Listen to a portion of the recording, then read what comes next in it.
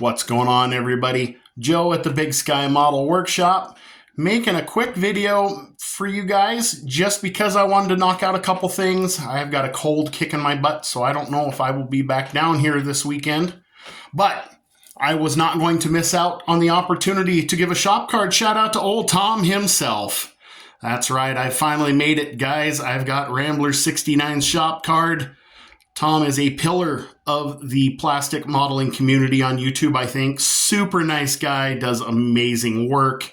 Super helpful and supportive and nice to everybody. Just a great guy. If you are not subscribed to Tom, you need to be. I will make sure that he is tagged in the video. You guys go check him out. Tell him that Joe from Big Sky sent you. Tom, thank you again for the card and the nice words. Your card is on the way, sir. Also, quick little stash ads. So the USAC build got announced, and believe it or not, it's a car that I absolutely love. Personally, I have owned 5 in real life, 2 basket cases, 3 basket cases and 2 pretty cool ones. Another story for another time. I will do an entire separate video on the kit. Those of you who know, you know. If you don't know, head on over to Facebook. United Scale Auto Content Creators. Everything you need to know will be there. I don't know if I'm supposed to give anything more out, so I won't give anything more out until we're supposed to. I think that's on the 15th or something.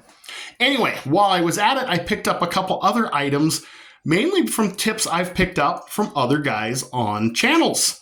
So, Billy Strange was working on his Porsche, and he mentioned Tamiya Rubber Black in an aerosol. Now, I have it in the regular bottle of acrylic, but when you're getting your resin 3D tires and wheels, it's kind of hard to come up with a good, realistic tire finish. Welcome, Rubber Black in an aerosol. I don't have an airbrush set up just yet. That I've got one picked out. But in the meantime, here's a way to go, guys, because you know you can't brush paint them. So, pick yourself up some TS82 Rubber Black. I didn't even know this existed, so thanks, Billy.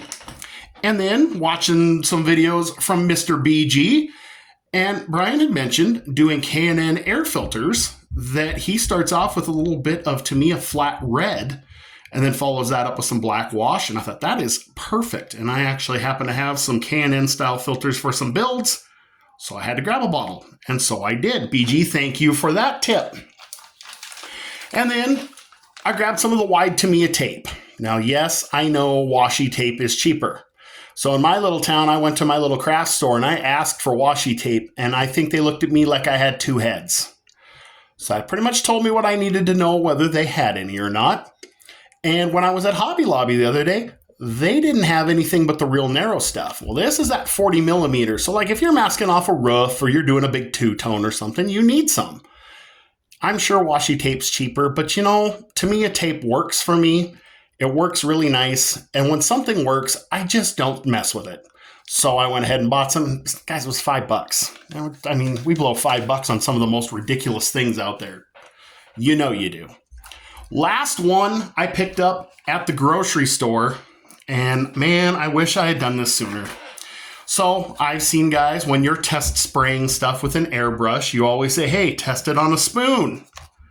Like a cheap plastic spoon. These are $1 for 24 of them.